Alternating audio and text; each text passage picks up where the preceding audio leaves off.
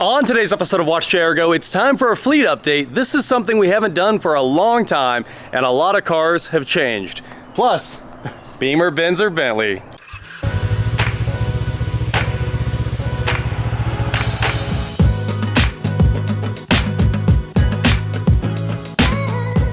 What is going on, guys? I am WatchJRGo, and today, like I said, we are at the house where I'm going to take you guys on a fleet update because quite a lot has changed around here. There are cars that are gone that you might not think are gone, and there are new cars that have showed up that I haven't shown anybody yet. So this is kind of a secret fleet update. Full videos on all the cars are coming soon. But first of all, we're going to start with the trifecta, the ultimate selection of cars because of the song, one of those, you know, super important songs from growing up, one of the most fun songs in the world, Beamer, Benz, or Bentley.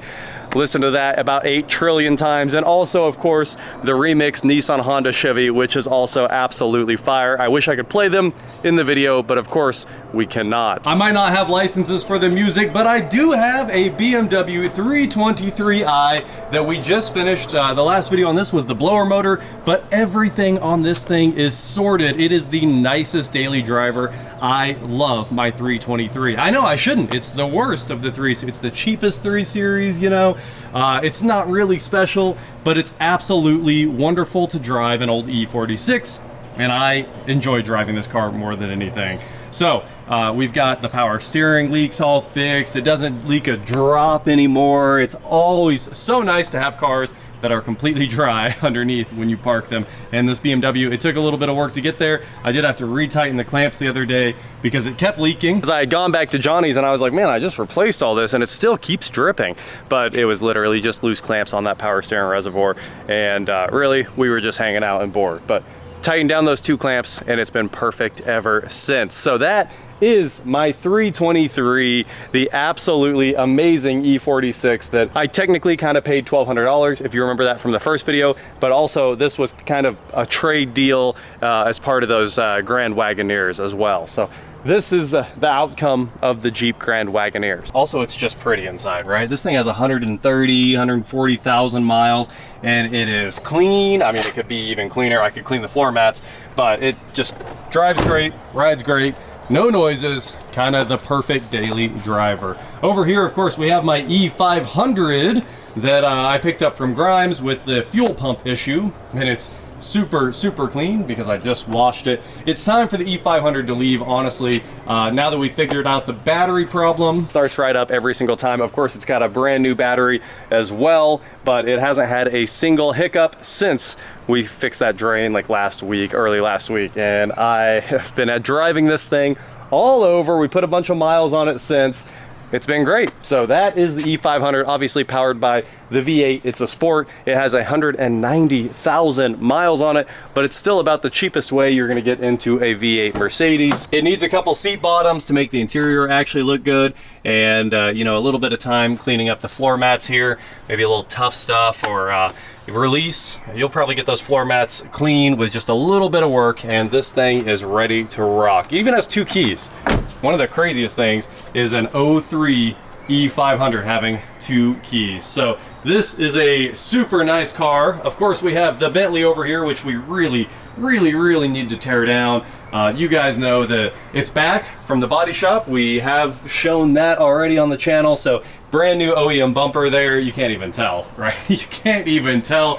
They did, one of my good friends' body shops did the work, and it's beautiful. I'm sure nailing Bentley Black was actually quite a bit of work, and he made it undetectable. And the hatch hasn't been replaced or anything. You just can't tell that it had a scratch on it. Remember, there was a little tiny bit right there where it was messed up. And it's all perfect again. So the Bentayga is back. It is ready for me to tear it apart, but it needs to sit on the lift for like a week and a half, and we got to get that air strut out of there and get it replaced. It is high on the priority list, but as you guys know, the Bentayga, whew, I absolutely adore this car.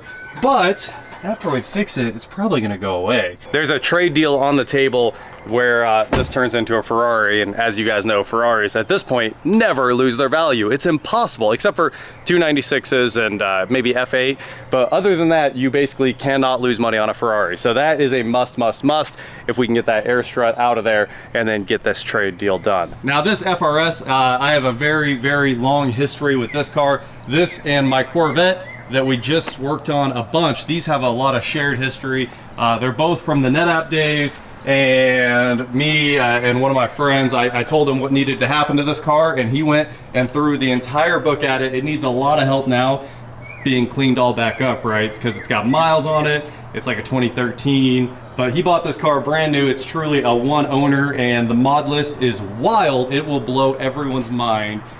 It might be one of the best FRSs in the country, but it's, you know, it's been driven. So there's a little PDR work that needs done, a little cleanup work that needs done, and we can bring this thing back. And it needs brought back because it's an excellent car to drive. If you've ever driven one of these, you probably know that they have razor blade handling. They handle like you wouldn't believe, but they're really underpowered. And this one is not underpowered. So that's all I'm gonna say about that until we make a full video on it. Over here we've got my C6 Corvette, my first Corvette, the one I bought when I was a little kid, all cleaned up. Scott and I cleaned it up the other day, took it to Cars and Coffee the other morning. Dad was out driving it for Father's Day. Still have a little bit of moisture down in that lens there, but there's a lot of work to do on the C6, which I'm actually excited to start knocking out, right? These are just, they're great to work on. Obviously, anything LS platform is always great to work on. So we've got a bunch of little fixes that need done on this car. I'd still love to find a perfect set of OEM wheels. Actually kind of hard to find one where the chrome isn't peeling. I've been looking and looking. I have to have these wheels because they look, the 5 stars are the best looking wheel. There's no question. There's plenty of other C6 designs out there that look okay, but that is the one for me.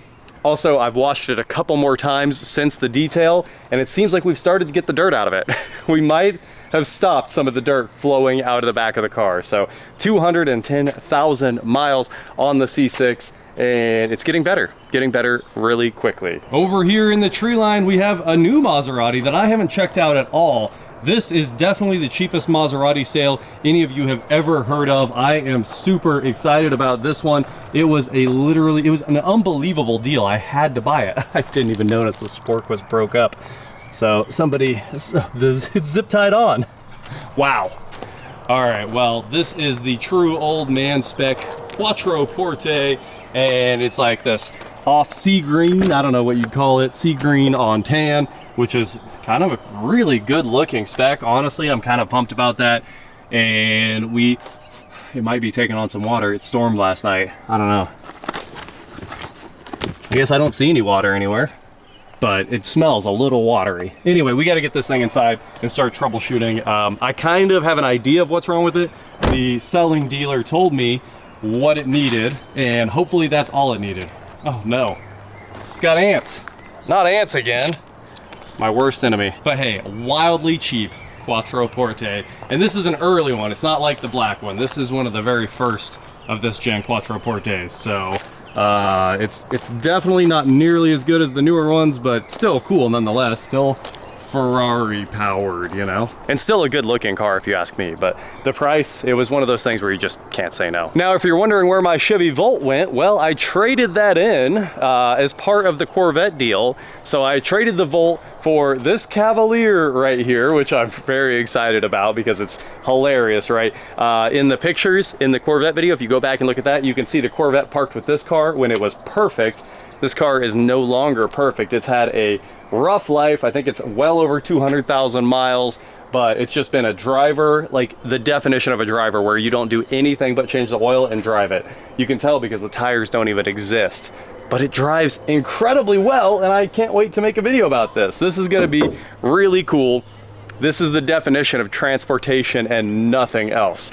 It is nothing else, and really nothing else works, but it's gonna be cool to check out an old Cavalier. I don't even know what year it is. It might be like an 03, but she's early. She's got the big shark nose in the front, which looks cool. I just noticed the gas door was missing. That's kind of hilarious, but this was traded in on the Volt, and we're gonna have some fun fixing it up, driving it around. I think you guys might be surprised at how good the old Cavalier is. Here in the house garage are the cars that I typically drive, although I'll be honest, I mostly just drive that 3 Series out there. But of course we have my new to me 2018 F-150 Limited. It might be a 19. I don't really remember, but this is the one where we just put brand new Bilsteins on the back, and it's pretty nice. Put my antenna on there from the F-250. Where are those Bilsteins at? Woo! Didn't get prettier than that. We also have new shocks for the front, and we are gonna do those here shortly. Gotta love that limited interior with all the blue leather there. And we have a lot more stuff coming for this truck as well. We are gonna make this truck back into my F-250 that I miss very much. But what I don't miss is the F-250 coming all the way up to here in the garage. It was much longer and much harder to park here in the garage.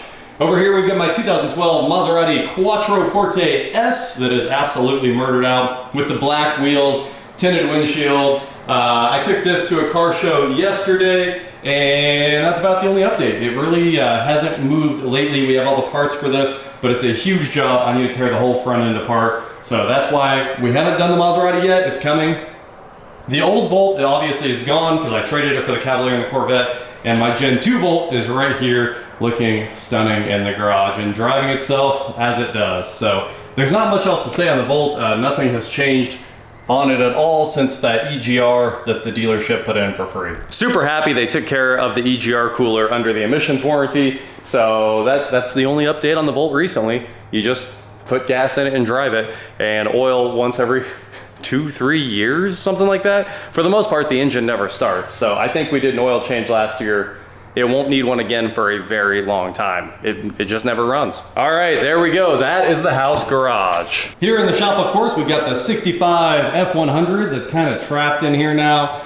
There's a lot of little things that this needs, rear brake cylinders, and the rear main is leaking like it always has been. It's a rope seal, so it's not exactly an easy thing to get done. So the F100 is chilling in here. Custom cab, obviously we did all the fuel injection on this, you know?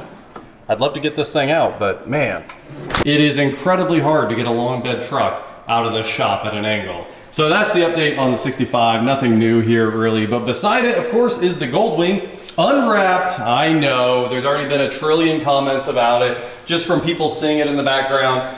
It's really depressing not having the camo wrap. Like, what's the point of having the same bike that everybody else has? So I am getting rid of this bike immediately now. That's the only reason I unwrapped it, was to sell it. I think I mentioned it, but I've started having like extreme shoulder pain. If I ride this for more than 1 hour, I literally like, the pain's so bad that I have to like get off and like fall on the ground. So I don't know what happened, but for some reason I can't maintain the riding position on the Goldwing anymore. So it's time for this thing to go find a new home, and I think I'm going to a Harley. I just think it might be more comfortable. So that is my 2019 Goldwing GL 1800. Well, I love the bike. It was really, really good, and it was great when I wrapped it and it had some character, but now it's like this burgundy that doesn't make any sense. It's not cool to me at all anymore. So if I rewrapped it in like an urban camo or some kind of crazy blue design, something like that, so it actually stands out and is cool, then I'd probably want to keep it. But at this point, I'm kind of over the Goldwing altogether. One of my favorite bikes of all time, stashed right over here. I know it seems like it's hidden away, but we ride this thing all the time. To get it out, you just kick the shop back and take it out. So this is like a 2022 Navi, and I love it to death. Speaking of the Goldwing, I got this the other day, which is pretty cool. 50th anniversary Goldwing care package. So maybe I still like it, I don't know. But that is a pretty sweet setup from the Honda dealer there. And that is all the cars that are inside. We still have my Land Rover out back. This is my 2015, 16, 17 Land Rover LR4, I kind of forgot. It's been so long since I bought this thing. It really has to get out. We got to get to work on this thing. Obviously the airbags dumped all the air out, so it's on the ground, but I did sell the tint the other day, which is the main reason I actually bought this thing. So we're kind of break even, close to break even on this car now. So now we just need to get it inside and see what's going on with it. But the Land Rover looks very sad sitting out here. kind of almost in the forest off the side of the shop. There's really not much else to say about the Land Rover right now. Maybe coming soon. I planned on doing this spring, and unfortunately I just haven't gotten to it yet. I have a very interesting story about it, and I'm excited to share it with you guys as soon as we drag this thing. That's the problem, is I have to literally drag it into the shop, and then it'll be trapped until we have it fixed. And last but not least, I still have my LS swapped 67 Camaro that's hanging out at Eric's place. That is on the to-do list as well, along with a couple other crazy swaps that we've had on the to-do list for a long time. There's just always so many projects and so little time that we haven't done either of the big LS projects that I plan on getting done. So we got to get this Corvette done. We need to get the black Maserati done. We need to get some work done around here, but that is the complete fleet update. I'm pretty sure that's all the cars I own. Finally, they might all be here. They might not be here too. I'm trying to think if I bought anything else and it hasn't shown up yet, but we will see. We will see if any other cars pop up in the near future. That is it for today, guys. Thank you so much for watching. Don't forget to head on over to shop WatchJRGo.com for cool shirts just like this. And please like, share, subscribe, do whatever you want to do, and I will talk to you next time. Also, pretty crazy not having any cars in here, right? If the F100 wasn't in here, this place would just be empty. And we need to pick up all the tools. All the tools are still out from like the last 2 cars. It's a never-ending job, taking every single tool, if they get any dirt on them at all, and then cleaning them all with brake clean and microfibers till they look new. No dirty tools go back in the toolboxes anymore. So that's just something Johnny made me start doing. He cleans all of his tools every time, and we used to just put tools away when we were done with them, and now they can't be put away until they've been completely cleaned. So they just end up laying around for a while.